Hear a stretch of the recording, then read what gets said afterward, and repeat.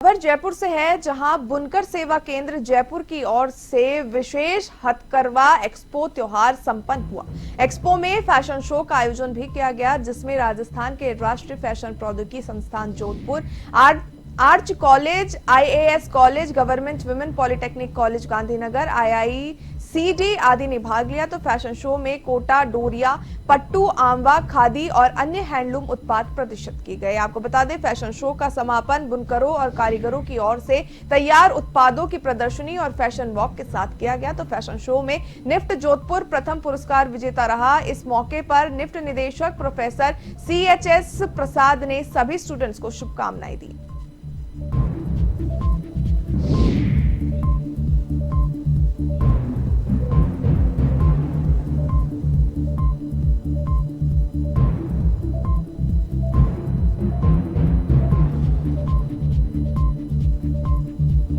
Kids club senior secondary school Mansarovar Jaipur में 21वें वार्षिक उत्सव का भव्य समारोह आयोजित किया गया। इस अवसर पर संस्कृत विश्वविद्यालय के वाइस चांसलर प्रोफेसर राम सेवक दुबे और मोनिशा पाठक ने विशेष अतिथि के रूप में भाग लिया। इस अवसर पर छात्रों की प्रतिभा और उपलब्धियों को सम्मानित भी किया गया। तो वहीं kids club senior secondary school के चेयरमैन डॉक्टर TC पाठक ने बच्चों को संबोधित किया और उन्हें उनकी उपलब्धियों के लिए बधाई दी। इसी के साथ सौम्या, मैनानी, जहां है, जैसे है, जिस भी रूप।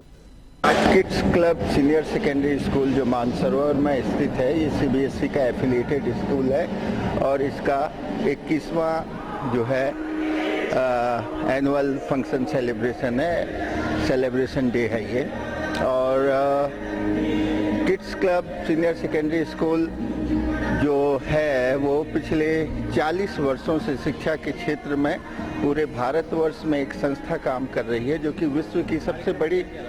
आज का कार्यक्रम में एक तो विभिन्न राज्यों के सांस्कृतिक कार्यक्रमों की प्रस्तुति दी लोगों ने, और उसके साथ साथ जो है देशभक्ति से जुड़े हुए कई सारे कार्यक्रम रहे। भारत में चिकित्सा सुविधाओं के विस्तार में दिशा में बड़ा कदम उठाते हुए जयपुर में यूरोप की प्रमुख medical technology company Sumentus Berger GmbH और DSK हेल्थ केयर सॉल्यूशन ने कार्यालय का भव्य उद्घाटन समारोह का आयोजन किया। साथ ही इस दौरान विधायक रविंद्र सिंह भाटी, विधायक पीताराम काला, कंपनी के मुख्य कार्यकारी अधिकारी पीटर फ्रेडरिक, एशिया प्रमुख Sheikh Sarfaraz, director operation Sudesh Saini, doctor Saurabh Gogar और कंपनी के शीर्ष अधिकारी और चिकित्सा क्षेत्र में विशेष इस समारोह में उपस्थित रहे। इस मौके पर साबरी ब्रदर्स ने अपने धमाकेदार प्रस्तुति भी पेश की। एक मुलाकात जरूरी है, सनम जैसे अनेक नगमों पर साबरी ब्रदर्स ने अपनी प्रस्तुतियां दी।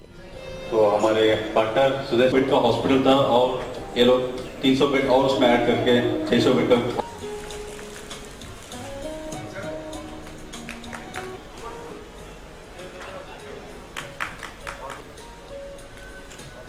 हमारी एक शेर में हमारी मीडिया वालों के लिए इनका हमारे ऊपर बड़ा एहसान।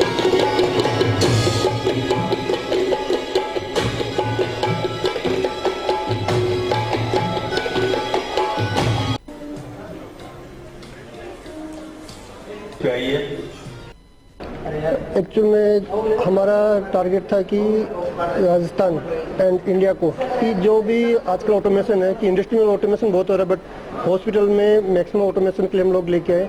तो ऑटोमेशन के सेक्टर में हेल्थ केयर में सुमित बर्गर जो ऑस्ट्रेलिया की कंपनी है, जो वर्ल्ड की नंबर 1 कंपनी है, तो उसमें प्रूवन कंपनी थी, तो इसलिए हम लोग इनको इंडिया में लेके आए बोल के हम उनसे जॉइन किया है।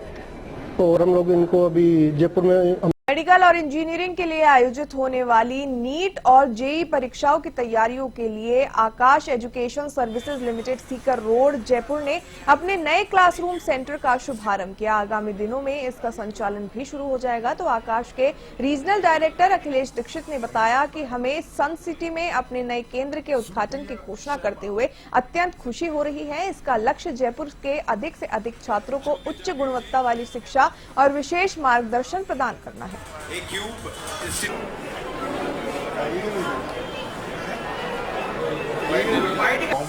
नहीं भर पाए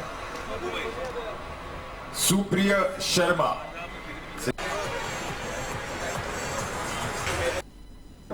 और बच्चों बच्चों को शुभकामनाएं देता हूं कि हमारा जो मुख्य उद्देश्य है सन सिटी के अंदर में आकाश इंस्टीट्यूट ओपनिंग करने का, कि जो बच्चा जेई के लिए और नीट के लिए शहर से दूर जाता था, कम से कम उसे अब जो है उसके शहर में, उसके घर के आसपास में पूरी की पूरी तैयारी करने का एक अच्छा अवसर मिलेगा।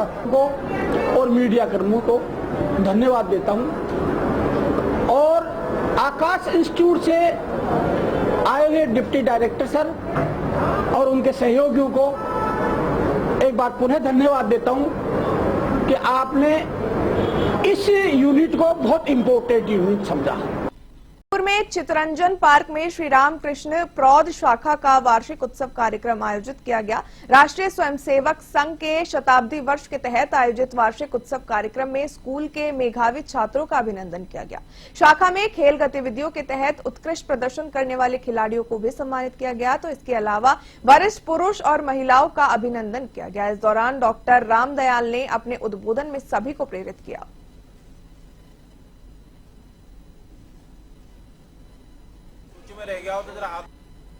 हमारे संघ को है ना 100 वर्ष पूरे हो रहे हैं, उसके नियमित हर शाखा में एक वार्षिक उत्सव रखा गया था।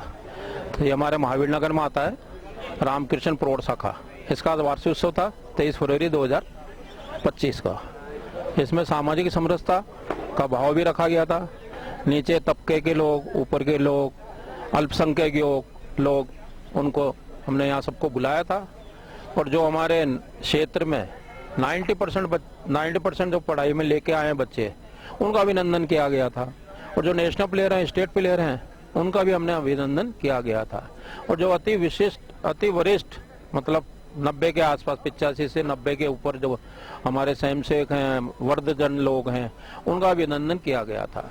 हमने मुस्लिम समाज को भी बुलाया था, जो देश के प्रति भावना रखती हैं और सामाजिक समरसता का भाव रहता है। साउथ एशियन यूनिवर्सिटी में शैक्षणिक सत्र 2025-26 के लिए दाखिला प्रक्रिया शुरू कर दी गई है। नवीनतम शैक्षणिक पाठ्यक्रमों से दक्षिण एशियाई युवाओं के लिए कौशल, ज्ञान और शोध के अवसर बढ़ेंगे। दक्षिण एशियाई देशों के युवाओं के लिए सीमा पर ज्ञान के विस्तार की संकल्पना को साकारित करने के लिए सार्क देशों की ओर से स्थापित south Asian university mission mode पर काम कर रही है।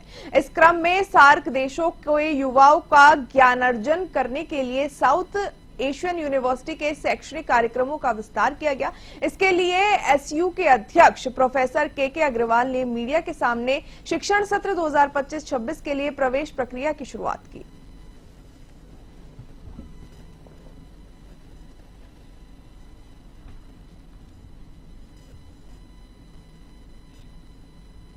जयपुर में रेडिकल एकेडमी स्पाइन एंडोस्कोपी की ओर से यूबीआई तकनीक को लेकर जयपुर में अंतर्राष्ट्रीय वर्कशॉप का आयोजन किया गया। इसमें देश के विभिन्न हिस्सों से न्यूरोसर्जन शामिल होने पहुंचे। जयपुर के senior neurosurgeon doctor Yogesh Gupta ने यूबीआई तकनीक के विभिन्न पहलुओं पर प्रकाश डाला। तो उन्होंने बताया कि वर्तमान में स्पाइनल समस्याओं से जुड़ी परेशानियों के समाधान के लिए उपलब्ध अत्याधुनिक तकनीकों में यूबीआई सर्वश्रेष्ठ है।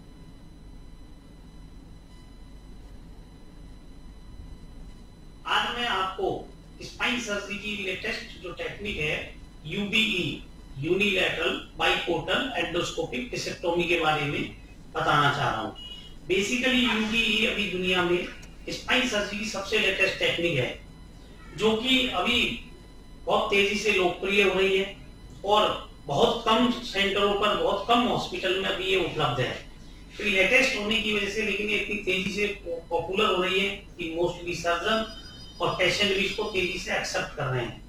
प्रीवियसली जो हम माइक्रोडिसेक्टोमी करते थे या ओपन सर्जरी करते थे, उसकी तुलना में यूबीई एक लेप्रोस्कोपिक सर्जरी की तरह है, जिसमें कि 2 छेद बनाए जाते हैं। जयपुर में प्रयागराज से लाए गए पवित्र जल से शिव महाअभिषेक, कुंभ स्नान और रुद्राक्ष कार्यक्रम का आयोजन किया जाएगा। आपको बता दें, जयपुर के स्वेज फार्म सिद्धेश्वर हनुमान मंदिर में इस कार्यक्रम का आयोजन 26 फरवरी यानी महाशिवरात्रि के अवसर पर होगा।